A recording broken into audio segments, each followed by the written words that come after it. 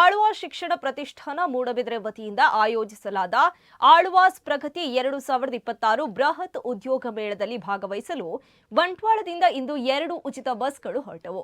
ಬಂಟ್ವಾಳ ಕ್ಷೇತ್ರದ ಶಾಸಕ ರಾಜೇಶ್ ನಾಯ್ಕ್ ಉಳಿಪಾಡಿ ಅವರಿಂದ ಉದ್ಯೋಗಾಕಾಂಕ್ಷಿಗಳ ಅನುಕೂಲಕ್ಕಾಗಿ ಉಚಿತ ಬಸ್ ವ್ಯವಸ್ಥೆ ಕಲ್ಪಿಸಲಾಗಿದ್ದು, ಬಿಸಿ ರೋಡಿನ ಶ್ರೀ ರಕ್ತೇಶ್ವರಿ ದೇವಸ್ಥಾನದ ಬಳಿಯಿಂದ ಬೆಳಗ್ಗೆ ಬಸ್ಗಳು ಹೊರಟಿದ್ದು, ಉದ್ಯೋಗಾಕಾಂಕ್ಷಿ ಯುವಕ ಯುವತಿಯರು ಹೆಚ್ಚಿನ ಸಂಖ್ಯೆಯಲ್ಲಿ ಈ ಸೌಲಭ್ಯದ ಪ್ರಯೋಜನವನ್ನು ಪಡೆದು ಮೂಡಬಿದರೆಯತ್ತ ಪ್ರಯಾಣ ಬೆಳೆಸಿದ್ದಾರೆ. ಉಚಿತ ಬಸ್ ವ್ಯವಸ್ಥೆಗೆ ಸಾರ್ವಜನಿಕರಿಂದ ಉತ್ತಮ ಸ್ಪಂದನೆ ವ್ಯಕ್ತವಾಗಿದ್ದು, ಗ್ರಾಮೀಣ ಭಾಗದ ಅಭ್ಯರ್ಥಿಗಳಿಗೂ ಉದ್ಯೋಗ ಮೇಳದಲ್ಲಿ ಭಾಗವಹಿಸಲು ಇದು ಅನುಕೂಲಕರವಾಗಲಿದೆ.